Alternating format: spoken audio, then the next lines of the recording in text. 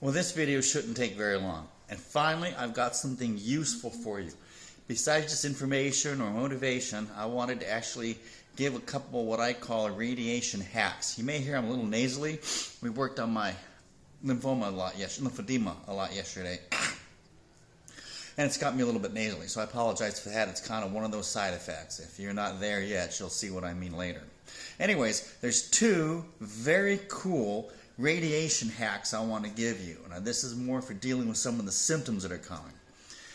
If we haven't already discussed with the ointments and what to do as far as the skincare, check the CSN page. There's a whole bunch of information there.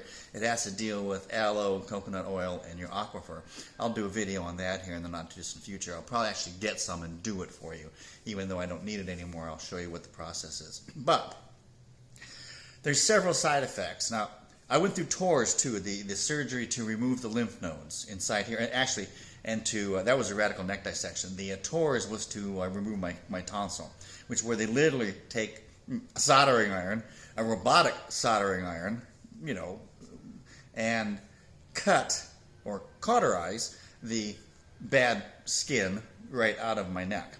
It was pretty painful for some days. We'll do a video on that too if you're thinking about TORS surgery, so you have an idea what I went through and what you might be able to expect based upon your situation. But after the TORS surgery, I had this nasal tube, which was uncomfortable, to say the least. It wasn't painful, it was uncomfortable, constantly uncomfortable. I couldn't blow my nose. I couldn't breathe in through my nose. I couldn't really do much with my nose, except for just let it do whatever it wanted to do. If it wanted to get dry, it got dry. If it wanted to drip, I had to deal with the drip. And I couldn't itch it. If I felt like I had some obstacle in there, I wasn't able to get it. I could not do anything with my nose except for deal with this tube. There was a thread tied around my septum and onto the other side, so it was secure in my nose.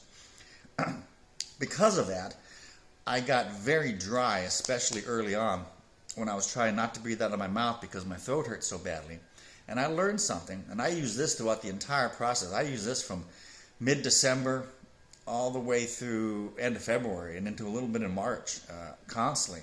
I kept a little jar of water, or a little container of water. I had this, I had a plastic container, whatever. Small amount of water, you don't need much. And a bunch of Q-tips, handy, over on a nightstand or wherever I could reach very easily. And I would do nothing more than dip that Q-tip in there and wet my nose as needed. You can reuse it if you want, it's your nose. If you don't want to reuse it, flip to the other side the next time.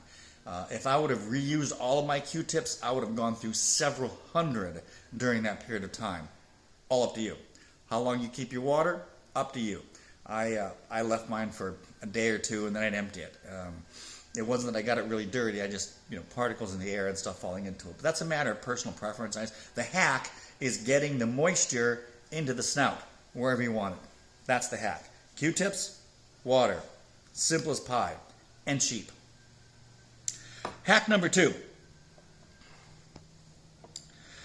I thought about this a lot while I was going through it, and I wished I would have started doing this much earlier. I didn't start doing this until probably my last 2 weeks or so, and I really should have done it earlier. During the process between TORS and radiation, both of those processes will cause a person to have a very dry throat, and the throat to actually hurt. And one of the problems with that is going to sleep. Because what happens a lot when you go to sleep, think about when you've had the flu or something where your nose was congested. You went to sleep, and you woke up, and your throat was super dry and super painful. It went away after you started eating or drinking or salivating or whatever throughout the morning. But that's how you would wake up, right?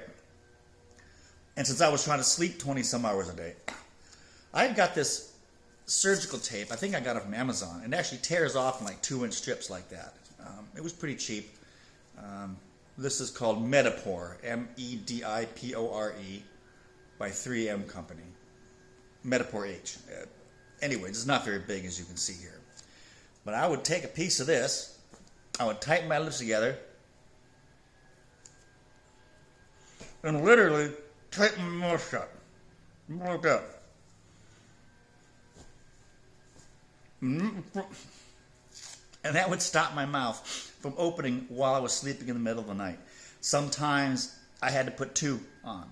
I like to reuse these because, again, I didn't know how long this was going to last. So I could make one of these last a couple of days. After it starts losing its adhesive, it comes off easier. As my wife would want to try to talk to me, I would try to answer her. I would loosen it up because, just like I was talking to you a moment ago, I would mumble whatever I could mumble out. And so it would start to loosen up and then fall off. But this little piece of tape over my mouth would stop me from having that super dry mouth in the morning. It wouldn't eliminate it all the way because there's reactions in the body that are happening. And of course, if you have a stuffy nose, it certainly won't work. I never had a stuffy nose through the process, so that wasn't a problem for me. But to tell you what, that little piece of tape saved me a lot of hassle in my neck, and it could for you too. So, Q-tip and water, cheap tape over the mouth. And some people might even appreciate the tape over the mouth after it's over. Keep that in mind. Don't get too used to it. And now you have Don, Beagle Dad's radiation hacks. Have a good day. Never ever give up. And good luck through whatever treatment you're dealing with.